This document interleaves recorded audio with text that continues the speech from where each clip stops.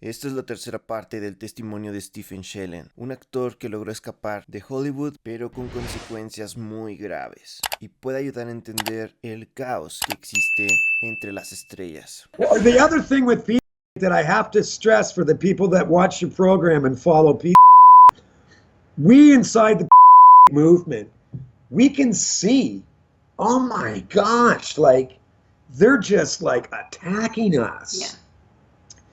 Not just the fake news, but like, you know, anytime someone speaks about it, it gets any mileage. Yeah. If it starts getting some traction, boom. Yep. Like it's just it's really like, you can't say it's targeted per se, but it's almost like a targeting operation is absolutely in place to try to destroy.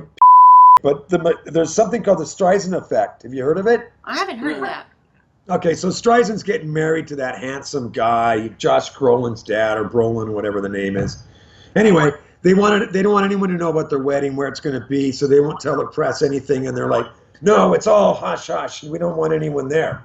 Well, what it did is it caused the exact opposite effect. Yeah. Because then you've got reporters and journalists and these TMZ idiots and stuff, and they're renting like helicopters, you know, and going over, so they find the wedding, of course. Of course. And it's like, as much as Barbara Streisand tried to stop people from looking at it and finding it, she made it worse. It encouraged them, yeah. And that's what they've done with they didn't realize we're in 2017 and people are becoming more savvy. Right. So you look at the way they tried so hard to shut it down, there was enough of us that went, this old tactic again, huh? Forget it. We're talking about kids being abused, trafficked, organs, Yes. diabolical things, and Lucifer ceremonies. No way are you going to shut us up on this one. No way. And No. you know, you're so right about that, because the mainstream media and if you look up Pizzagate and WikiLeaks, say that Pizzagate has been debunked. And I challenge anybody to show me the document of where it has been debunked. Who has debunked it, and where was the sources of the debunking?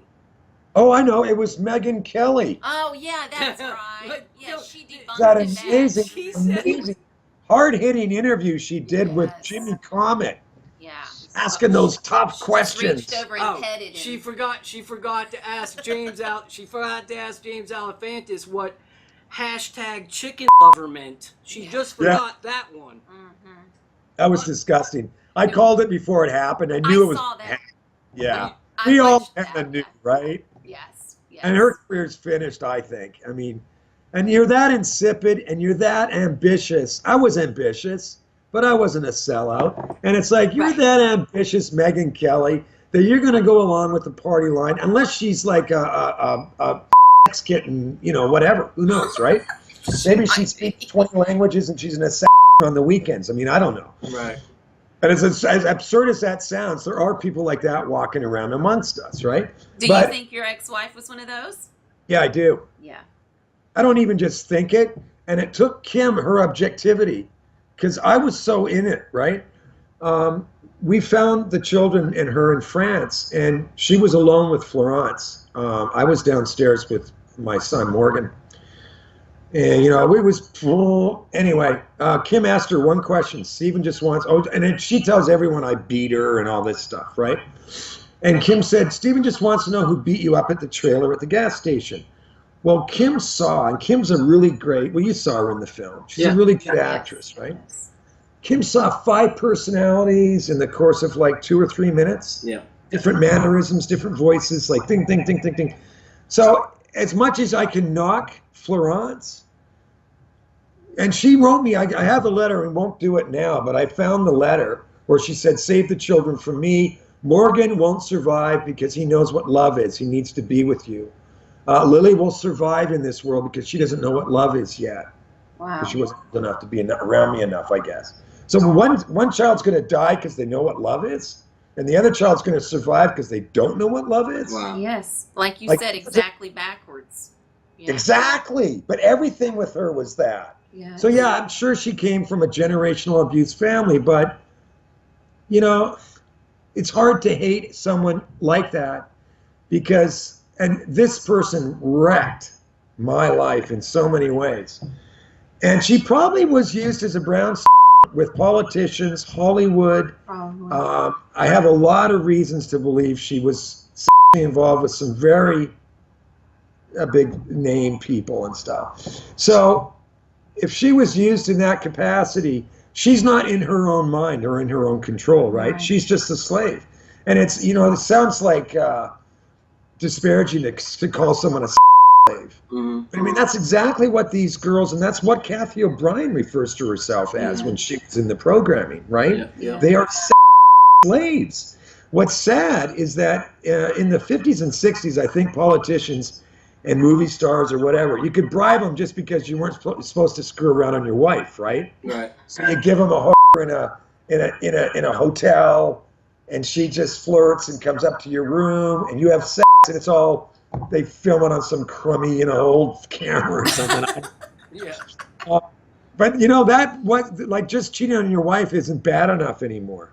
Right. So I really think that's another reason the whole child pedophilia thing in Washington is they've really stepped up the game. And these poor children, and then the children when they become adults, I don't even know how many, like let's say in Hollywood, I don't know how many. I don't know how many people are like that. You know about Nicole Kidman's father? Yes. Yep.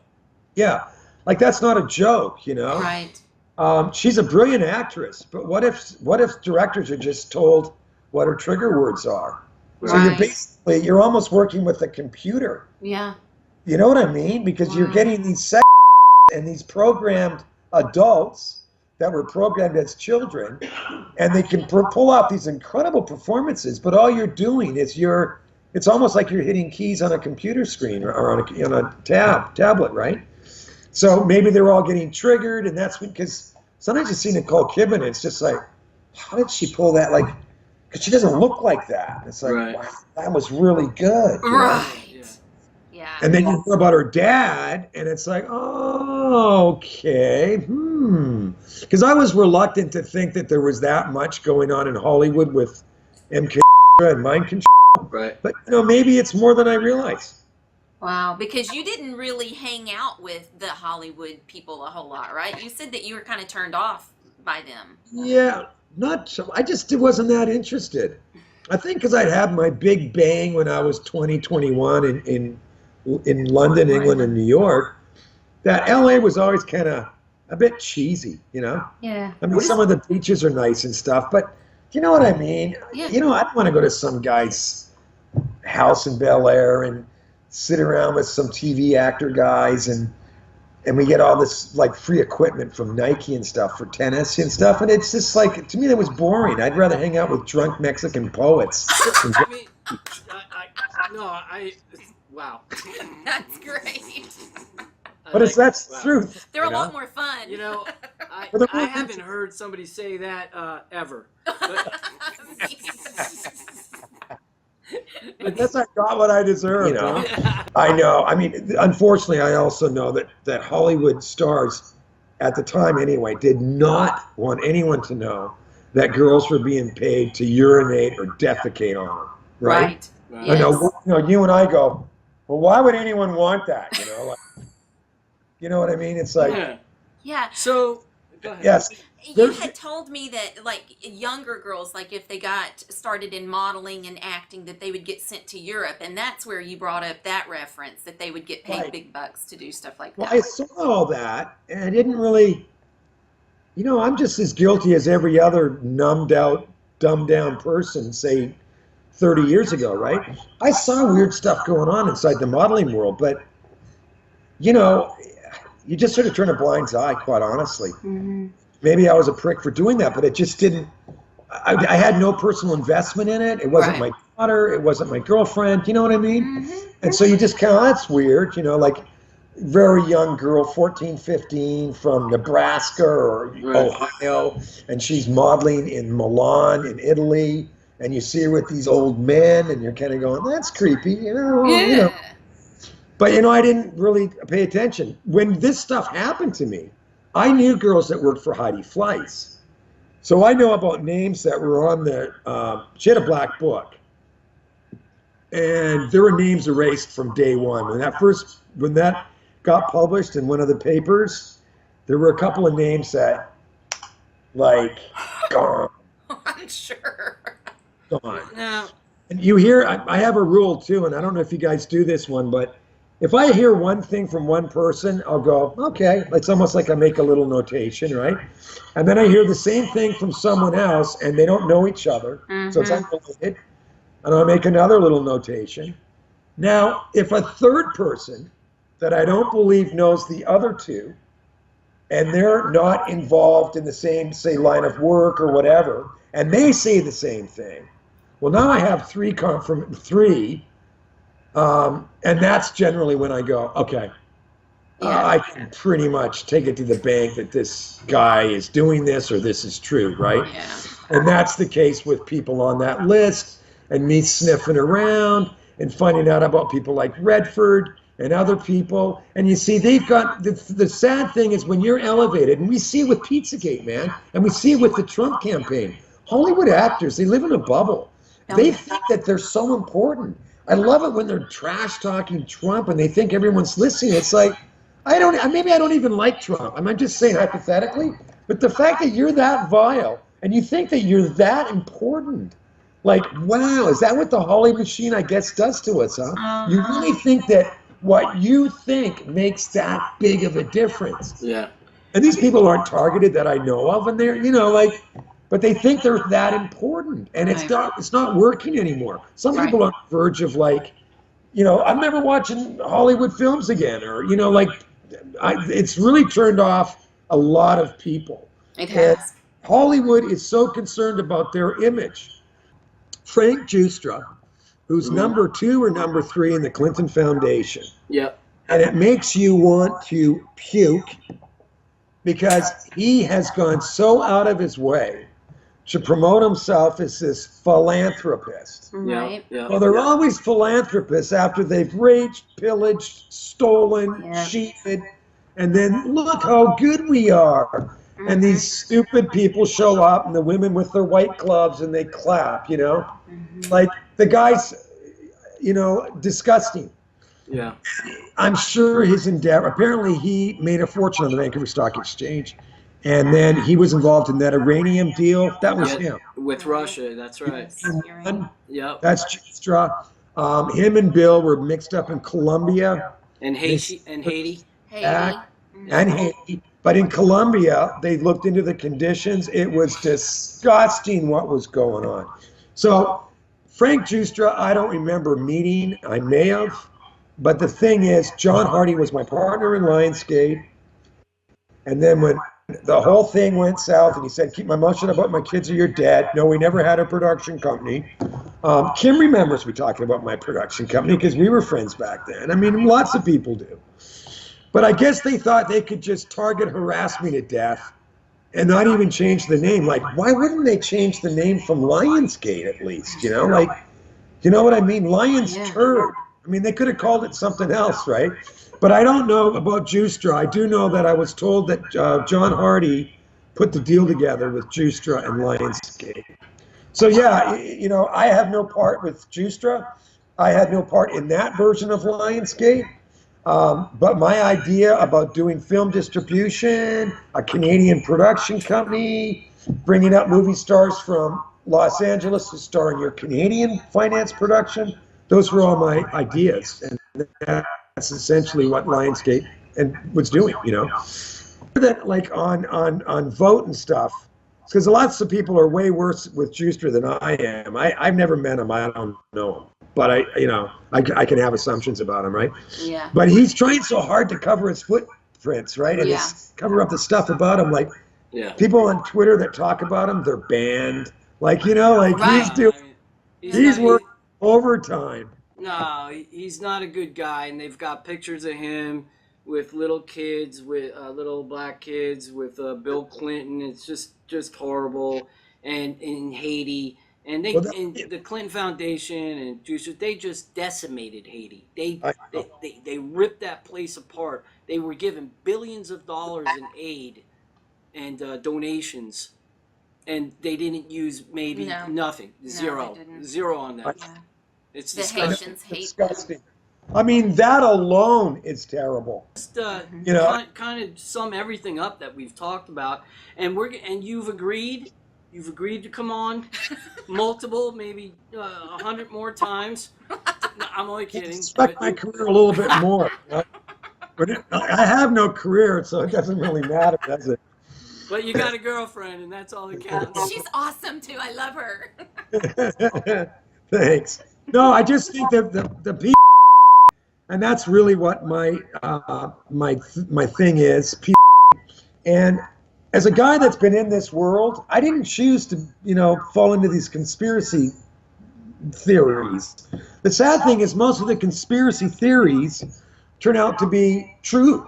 Yes. Like Yeah. even some of the outrage. Like, do you think when Gunnarsson told me about Richard, I wasn't ready to hear that.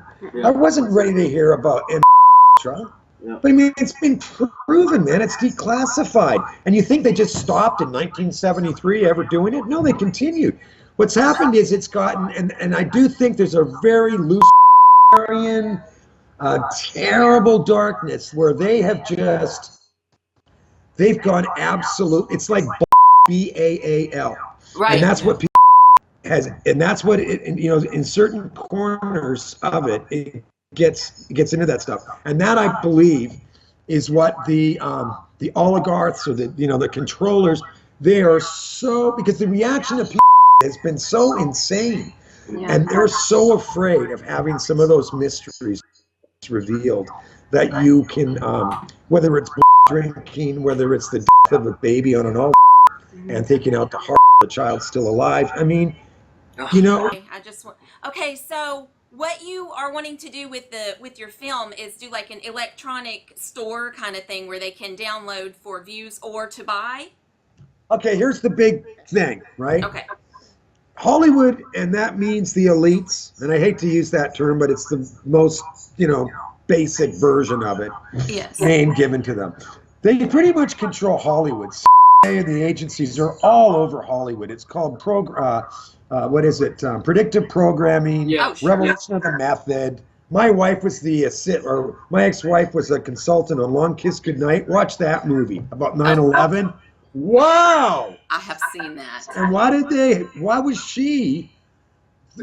they use her to transcribe some French when they're in LA and he could make a phone call, Shane Black, the writer, and have any French translator from anywhere in LA at his door in like half an hour? So you're going to use a girl who kind of speaks English but not perfectly? 4,000 miles away, some actor guy's wife? Doesn't make sense, does it? Unless she was used for the script. Right. Anyway, my dream is this. I think that we need an alternative to Hollywood, an alternative to Netflix, an alternative to that great big machine that controls our entertainment. Right. So I don't know who's thinking of building it or who's trying to build it, but that's the way to go. And when you make a film, whether it's me, you guys, someone else, it can be listed, or we do it ourselves. Someone pays, $3.99, $4, $5. They can then download a version of it, and it's now in their library. Maybe they can also download some graphics to put in a cassette case. I don't know. But I'm just thinking, if we can kind of get around Hollywood, get around this monster, much like what we do with mainstream news now. We don't go to mainstream news unless we laugh, right? Right. Well, sports highlights. But that's, it's been years like that for us, 10 years at least, 12. Yeah. Us too. Yeah, so there's got to be a way for us to find a way around that entertainment business. What about making movies that encourage critical thinking, that encourage your connection to God?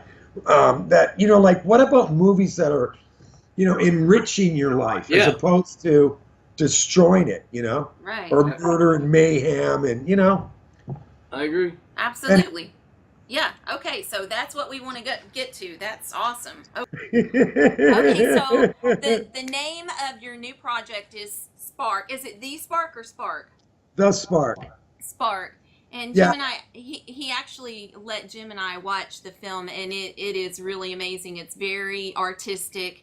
As you saw in the beginning of the interview, that part was in it. It's all of it is that good. It's a really great film. Well, actually, if you watch the movie too, it's gonna give a little bit of a glimpse of Steven's life. Really, Right. That's right, because Yeah, isn't it kind of with the based on that? Lucy? Yeah, in the movie, my character gets hit with, they call it voice to skull. And in my own personal situation, I've never really been hit that I know of or that I concentrate on, like directed energy, microwave technology, or voice to skull. Right. And that stuff is all like pretty, basic COINTELPRO. Let's drive this guy out of his mind just by tweaking him constantly and banging on his door, not, like stealing stuff. Blacklisting him's been popular with me, But yeah, I wanted to do that for the people that have, and I do believe them, been attacked by voice to skull technology and directed energy. So that's why that's in there. But there are different things, and I also speak about cloning, which cloning. It's cloning. And way in the future they'll be doing that. Well, we don't know. Like they say that cloning's really not that difficult to do, and our food's cloned, right? Absolutely, it is. So come on, there's a lot of technology we don't know about. Somebody told me Hillary Clinton was cloned. She should be. Síganos en nuestras demás redes sociales por si vuelve a haber algún intento de censura y nos borran alguno de los canales. Pueden encontrar todo el contenido que ha sido censurado en redes sociales más populares dentro de Rumble y BitChute. Acá abajo están los links para que puedan ver más contenido como este. Les agradezco su apoyo y recuerden tener los ojos bien abiertos.